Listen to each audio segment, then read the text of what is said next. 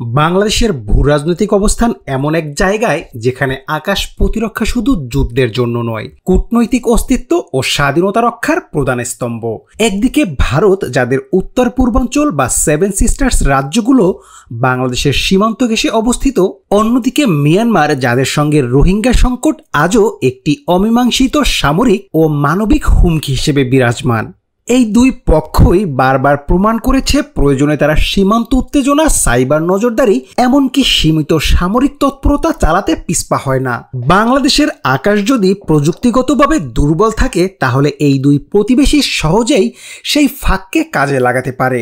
ভারত, যাদের হাতে এখন রাফায়েল, SU-30 MKI এবং আগামীতে SU-57 বা AMC এর মতো পঞ্চম প্রজন্মের স্টেলথ ফাইটার আসছে, তারা চাইলেই বাংলাদেশের আকাশে শো অফ ফোর্স, গোয়েন্দা উড়ান কিংবা সাইবার জামিং করতে পারে কোনো বাধা ছাড়াই।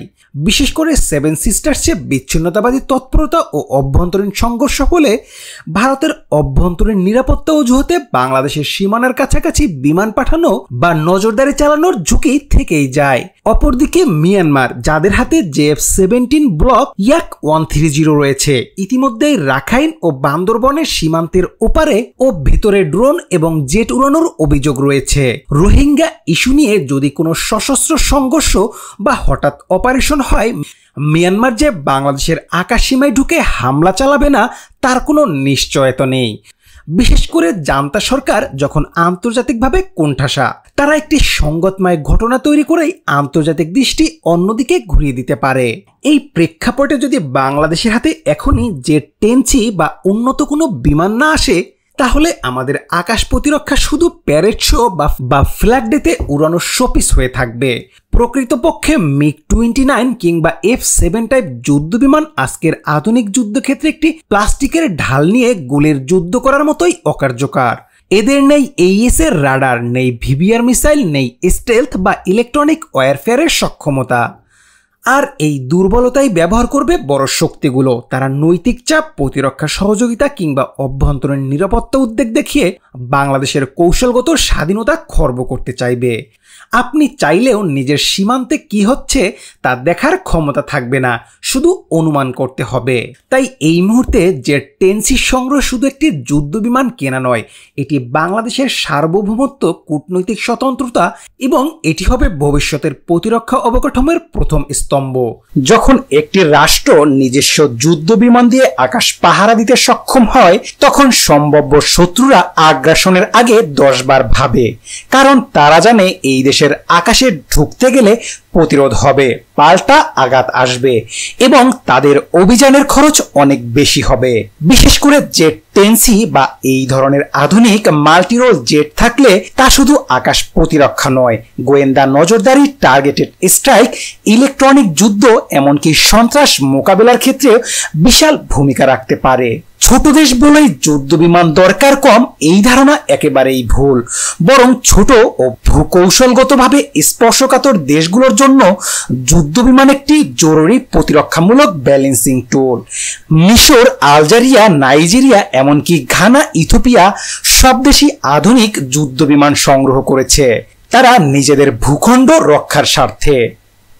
তারা বুঝেছে বিশ্বে মানচিত্রে মর্যাদা পেতে হলে আকাশে দাঁড়াতে হবে শক্ত হয়ে। প্রশ্ন হলো, বাংলাদেশে কেন আধুনিক যুদ্ধ বিমান নেই? বাংলাদেশের বাস্তবতা আরো জটিল। আমাদের রয়েছে বিশাল সমুদ্র সীমা, যার উপর দিয়ে প্রতিনিয়ত চলাচল করছে বিদেশি জাহাজ, ড্রোন, এমনকি সন্দেহভাজন নজরদারি। আমাদের স্থল সীমান্তে আছে নিরাপত্তাহীন পাহাড়ি অঞ্চল, সীমান্ত উত্তেজনা ও মাদক পাচারের হুমকি। আর আঞ্চলিক ভূরাজনীতিতে ক্রমেই বাড়ছে সামরিক প্রতিযোগিতা। ভারত, চীন, মিয়ানমার, এমনকি মার্কিন আগ্রহের কেন্দ্রবিন্দুতে রয়েছে বাংলাদেশ। এই প্রেক্ষাপটে যুদ্ধ বিমান থাকা কোনো বিলাসিতা নয়, বরং একটি কৌশলগত অপরিহার্যতা।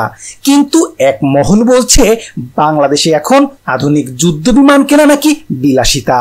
তাই ঘুরে ফিরে প্রশ্ন আসছে, এরা কারা? এরা কি রয়ের এজেন্ট, নাকি দিল্লি চাইছে না বাংলাদেশের আকাশ সীমা শক্তিশালী হোক? বিশেষজ্ঞদের মতে অন্তত 24 থেকে 40টি আধুনিক মাল্টিরোল ফাইটার জেট এখনই প্রয়োজন বাংলাদেশের। এটি বাংলাদেশের কেবল আকাশ রক্ষায় নয়, দ্রুত প্রতিক্রিয়া দেওয়ার সক্ষমতা, সমুদ্র সীমান্ত নজরদারি, জঙ্গি হামলা মোকাবেলা, এমনকি জাতীয় দুর্যোগেও বিমান বাহিনীকে সক্রিয়ভাবে ব্যবহারের পথ খুলে দেয়। অথচ বাস্তবতা হলো আমরা এখনো আকাশে ভরসার মতো কোনো ডিটারেন্স তৈরি করতে পারিনি। তাই আমাদের কোনো দেশই ভয় পাচ্ছে না এবং কেউই বাংলাদেশের প্রতিরক্ষা সক্ষমতাকে গুনায় ধরছে না। আর তাই যুদ্ধ বিমান মানে শুধু প্রতিরক্ষা নয়, এটি একটি দেশের আত্মসম্মান ও সার্বভৌমত্ব মর্যাদা এবং আন্তর্জাতিক সম্মানের প্রতীক। বর্তমান বিশ্বে যে কোনো আধুনিক যুদ্ধে বিজয়ের প্রথম ও প্রধান শর্ত হলো এয়ার সুপিরিয়রিটি, অর্থাৎ আকাশ নিয়ন্ত্রণ প্রতিষ্ঠা। আজকের যুগে কেবল সেনা মোতায়েন বা নৌ প্রতিরক্ষা যথেষ্ট নয়।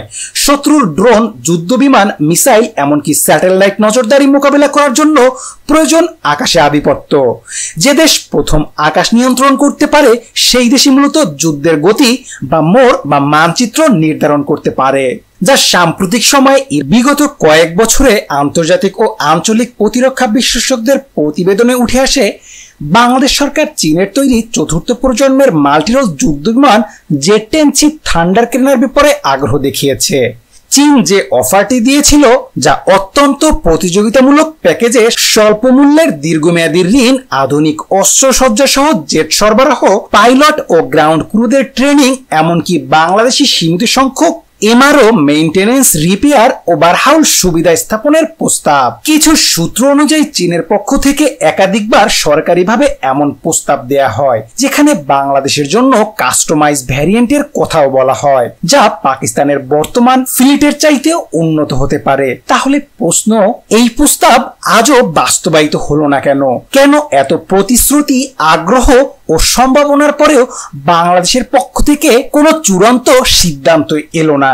এখানে বেশ কিছু জটিল ও অদৃশ্য বাস্তবতা রয়েছে। প্রথমত, সামরিক প্রযুক্তি কেনাকাটার ক্ষেত্রে কেবল প্রযুক্তিগত বা আর্থিক সিদ্ধান্তই নয়, কূটনৈতিক ভারসাম্য একটি বড় বিষয় হয়ে দাঁড়ায়। বিশেষ করে বাংলাদেশ যখন একদিকে ভারতের সঙ্গে সৌহার্দ্যপূর্ণ সম্পর্ক বজায় রাখতে চায় এবং অন্যদিকে চীন থেকে প্রতিরক্ষা সরঞ্জাম নিচ্ছে, তখন এমন বড় মাপের চুক্তি সহজে এগোয় না। বিশ্লেষকরা বলছেন এই প্রস্তাব পলিসি লেভেলেই থেমে গেছে, শুধুমাত্র রাজনৈতিক সংকোচন, সম্ভাব্য কূটনৈতিক চাপ এবং প্রতিবেশী অসন্তুষ্টি এড়াতে। এমনকি বাংলাদেশের পক্ষ থেকে প্রাথমিক পর্যায়ে প্রকিউরমেন্ট ইন্টারেস্ট দেখানোর পরেও কোনো অফিসিয়াল কন্ট্রাক্ট সই হয়নি। কোনো গণমাধ্যম ব্রিফিং বা প্রতিরক্ষা মন্ত্রণালয়ের নিশ্চিত বক্তব্য আসেনি। অথচ চীন নিজেই জেট-10C সফলভাবে পাকিস্তানে হস্তান্তর করেছে, যেখানে 50টির বেশি ইউনিট 2028 সালের আগেই ডেলিভারি হবে।